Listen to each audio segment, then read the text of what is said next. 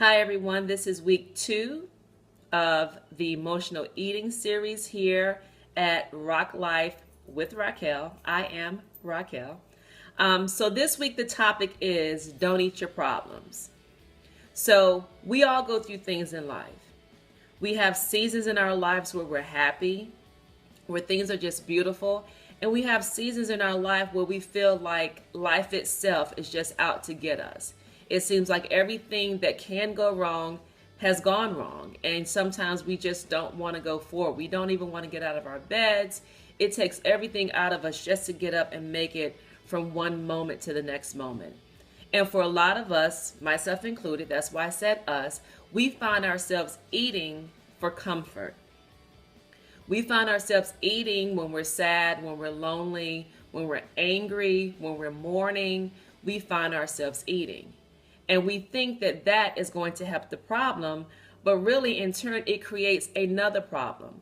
Because most of us are not eating salads and lean meats and fruits and veggies when we're going through these hard times in life. We're eating things that are loaded in calories, loaded in sugar, loaded in carbs. So these are foods that are not good for us. So the problem that we end up creating with this emotional eating is a weight issue.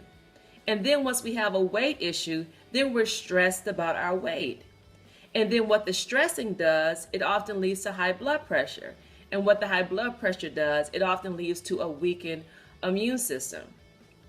So when we go back and we peel back all the layers of our problems, the way that we really should try to deal with our problem is deal with the problem.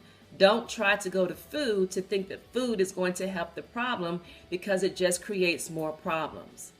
So what are my tips? These are things that I have found personally help me, because I too struggle with emotional eating.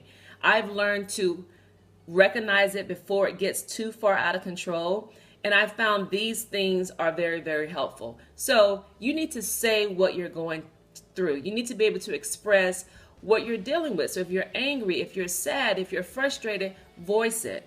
Because when you allow those things to sit inside of you, they will end up controlling you. And then very often you don't feel that there's any way out. And if you say, well, Raquel, I don't have anyone that I can talk to, write it down. Go old school. Get a sheet of paper and a pen or a pencil and just write a letter to yourself. Like back in the day, I'm dating myself, but they had something called Dear Abby. So you would write a letter to Dear Abby, just expressing your issues, as long as you're getting it out. We as a society, we are pretty much told to keep whatever our problems are to ourselves. And that's why we have so many people that are suffering from emotional eating. You need to get it out. If you're sad, say you're sad. If you're angry, say you're angry. If you're hurting, say you're hurting.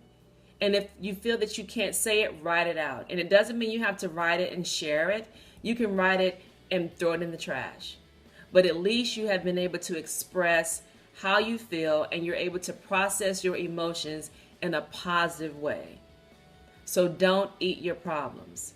Don't eat your problems.